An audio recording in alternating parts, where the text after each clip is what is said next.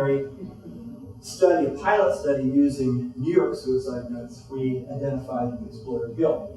I'm so terribly tired of hurting people I love. I've done so all my life, and the funny part about it is I really felt at the time I was right. I realized it is impossible for me to be right when things always turn out so wrong. I've hurt and destroyed everyone that ever mattered to me and have lost their love. Here's somebody who spent a lifetime taking advantage of other people, and they want to put an end to it. Okay, they don't want to do that anymore. So they're not escaping an unfair relationship because they've been exploited. They're upset over having been exploited. So just to give you examples. Then here's an example of retreat. Please do not be distressed. I know you do not love me as I love you. I know my life will not be worth living without you. Since I've known you, I've always loved you, and I always will. Please don't let this upset you. I don't want you to be unhappy. This person is not trying to get on you, not trying to get even with anybody. They have to get out of this relationship, but they don't want the other person to. They just know that they're never going to have the kind of relationship that they want.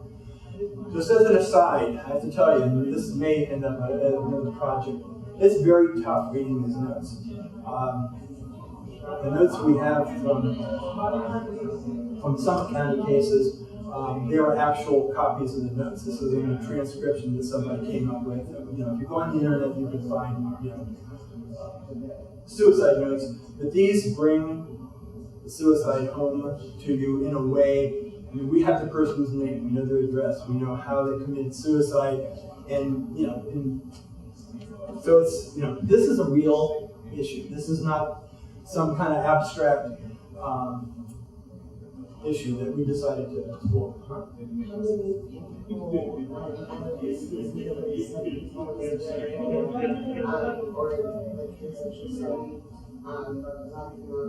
I'm going to ask Val. It's over 200. Yeah, it was over, I want to say in Summit County it was about 38%, and the Australian sample that we had, which was from the state of Tasmania, over I think that was 41 point something percent. So quite a few people. Now we don't always have all the copies of the notes. Sometimes notes are literally things that are scribbled on the wall, for example. So there's a notation made that is but sometimes we don't have a physical copy. A lot of times we post it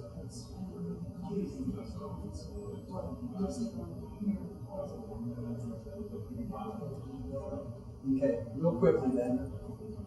So, looking at what we did is we coded all the reasons people, gave for committing suicide. The not reciprocity based.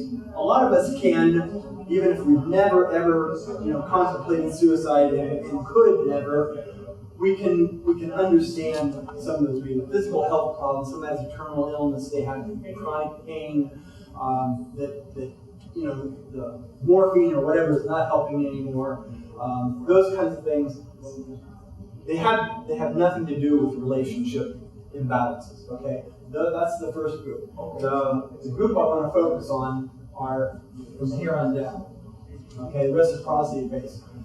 Look at the percentage. It's a lot of cases out of the total.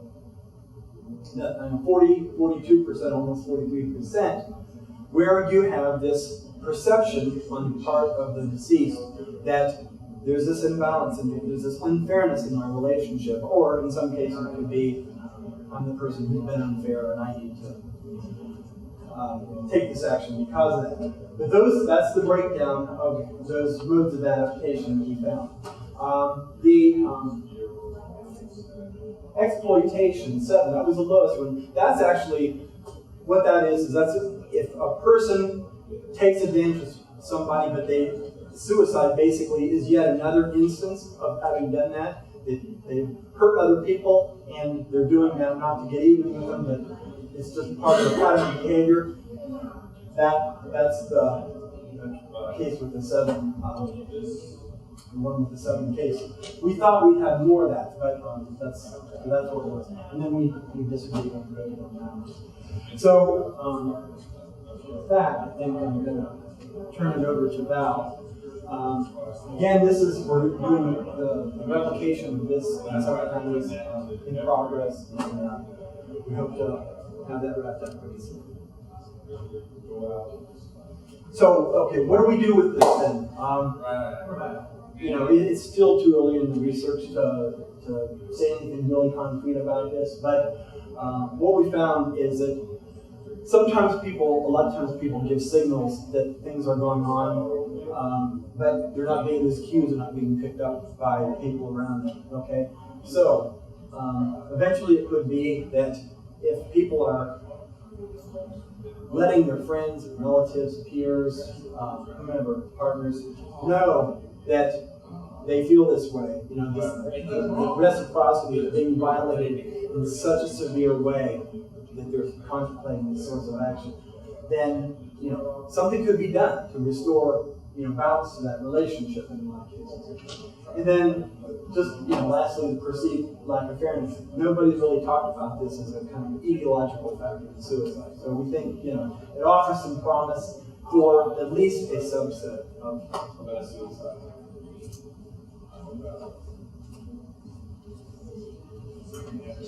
One of the things that I just wanted to pick up on that Mark didn't mention too, the key people making missing signals. One of the things that we found from our research was the people who were that had an imbalance, reciprocity. They were much more likely to let other people know that they wanted to commit suicide, and that was the important implication. And what we argue is that we've done a good job, I think, in terms of getting the word out about how depression is related to suicide, and the public is very aware of that connection now, much more than they were 10 years ago, for example. But this was, I think, a signal that was missing, that people missed, because a lot of times when people are angry, they say, I'm so mad I could kill myself, right? I'm so hurt I'm going to kill myself. And just not thinking that they were actually going to do that. Of course, this is early. We still need to replicate it to see that it really does work. I'm going to talk a little bit, just a little bit, very briefly. I'm going to go from here. Okay. I'm going to talk very briefly about another area that we're looking at. And we started with the Summit County data, and we are now also working with Ohio trauma data, looking at some attempts and gender differences in suicide attempts and suicide methods. There is a relatively large literature on gender and suicide. Most of it is focused on like suicide methods. We know that women tend to use firearms less frequently than men do, for example. And we do know that here in the United States and in other Western European countries, that female attempts are much higher than the males, but in terms of completion, much lower than males. And so some of the reasons why that is in the literature, which I kind of, we're taking it on because we find it very gendered in terms of its explanation. In the literature basically says that women are believed to have lower completion rates because they're less intent on dying, first of all. That their actions are seen as a cry for help, so they're not really serious about committing suicide. They're just wanting some attention. The same literature, by the way, also says that women are buffered from attempting suicide because they're able to connect with one another and open up and talk to a counselor, for example. So it seems like you can't have it both ways. It doesn't make sense to me in the literature. Another thing that we have seen is the fear of facial disfigurement or fear of body disfigurement. So women choose other methods, such as taking pills, for example, as the explanation, instead of taking a gun and shooting their head, shooting their mouth in the mouth or whatever, because of fear of facial disfigurement. The argument is that women's self-esteem is very much based on our appearance, and so consequently you don't want to leave a corpse behind. So it's that notion that women, and if you think about literature is replete, right, with examples of women, and then the famous cases as well of women who committed suicide by poison and then lay down all nicely dressed and to die. And then the other issue, and this is actually not gotten much play in the literature, in the research literature that is, which is access to or familiarity with firearms. Mark and I are basically taking on this literature and suggesting that it's probably not, that they're less intent on dying. There's really no